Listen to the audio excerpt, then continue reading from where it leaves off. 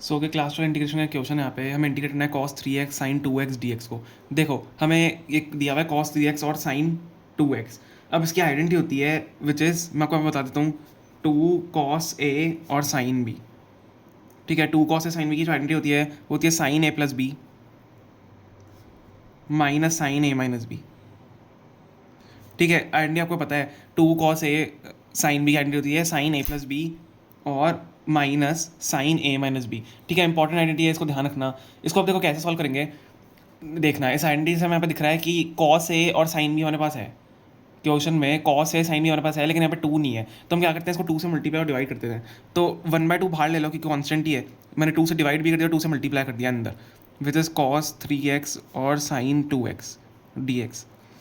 ठीक है, अब हमें दिख रहा है कि यहाँ पे आइडेंटिटी हमारी बन रही है 2 cos sin b की, तो यहाँ पे ये हो सकता है sin a plus B minus sine A minus B. कर लो इसको 1/2 इंटीग्रेशन ऑफ।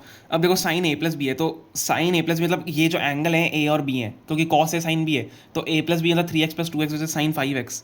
तो sign 5x minus sine A minus B, sign A minus B मतलब 3 माइनस 2 विच इज़ 1, तो साइन एक्स हो जाएगा, 3 माइनस 2x साइन एक्स हो जाएगा। ठीक है, इस पूरे का हमें डिफरेंशिएशन सॉरी इंटीग्रेशन करना है। कैसे होगा देखो, इसको सेपरेट कर लेते हैं 1/2। अब 1/2 दोनों से अंदर मल्टीप्लाई आ रहा है, तो integration of sine 5x dx minus 1/2 integration of sine x D x. दोनों का इंटीग्रेशन ईजी है, सिंपल आप कर सकते हैं हम। ठीक है, दोनों का इंटीग्रेशन कैसे होता है, साइन एक्स का इंटीग्रेशन क्या होता है, कॉस एक्स होता है।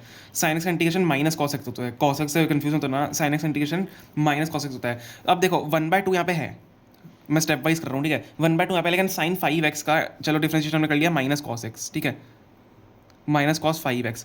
अब जो ये एंगल होता है उसका जो ये अभी हमने इंटीग्रेशन किया है, अब जो एंगल होता है उसका जो डिफरेंशिएशन होता है उसके डिनोमिनेटर में जाता है इसके कॉस के। ठीक है, तो 5x है, तो 5x का डिफरेंशिएशन क्या होता है, 5x का डिफरेंशिएशन 5 होता है, तो डिनोमिनेटर में जाता है, अपॉन 5 भी करना होता है, मैं एंगल का डिफरेंशिएशन होता है।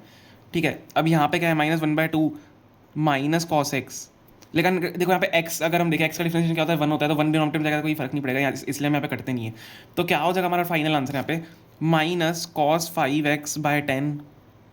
ठीक है, अब माइनस माइनस प्लस हो जाएगा, प्लस कॉस x/2 प्लस सी।